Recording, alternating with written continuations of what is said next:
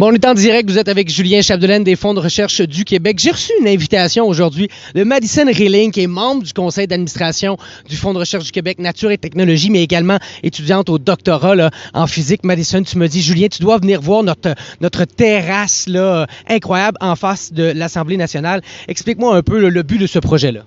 En fait, aujourd'hui, c'est la toute première journée internationale de la lumière de l'UNESCO.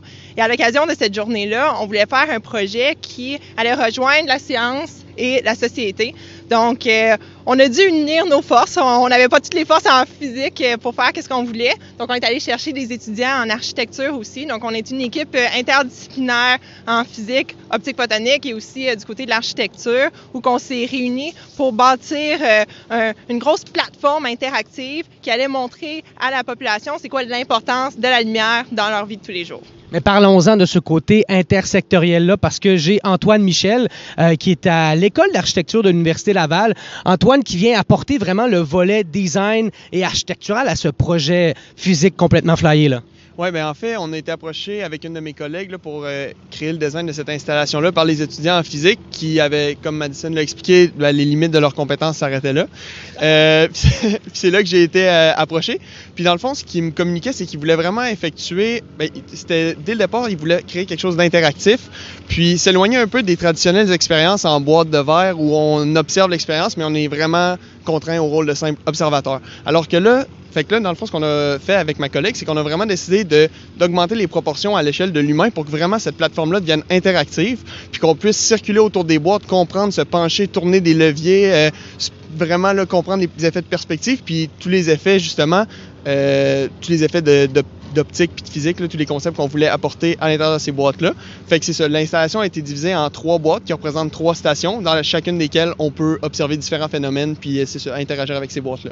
Parlons-en de ces 3 boîtes-là. Guillaume, tu es en physique, tout comme Madison. Explique-nous un peu le principe des 3 boîtes que vous appelez également... des stations. Dans le fond, le but, c'est vraiment de vulgariser des concepts physiques qui sont présents dans la vie de tous les jours. Puis ce qu'on voulait faire, c'est rendre ça accessible à peu près à tous les âges. Donc, les enfants pourront pouvoir comprendre quelque chose, les adultes vont pouvoir comprendre quelque chose. Puis le niveau à lequel on comprend, ça dépend de où est-ce qu'on veut aller pousser.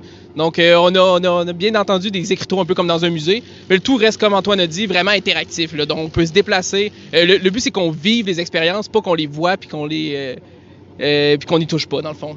Excellent. Donc, c'est vraiment intéressant de voir le chercheur là, qui sort un peu de son université, de son labo, pour venir sur le terrain. Et ce terrain-là, pour l'instant, c'est en face de l'Assemblée nationale. Mais Madison, vous vous déplacez durant l'été?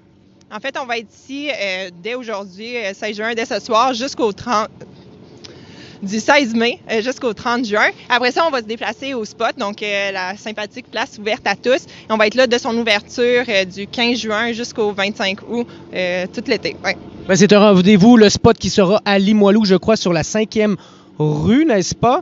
5e rue et 6e avenue. Donc, ça sera pour découvrir la terrasse optique avec les étudiants d'architecture et également de physique du Centre d'optique des photoniques et laser de l'Université Laval. Vous étiez avec Julien Chapdelaine, Madison, Antoine et Guillaume en direct là, avec ce magnifique soleil pour leur expérience urbaine de recherche à découvrir.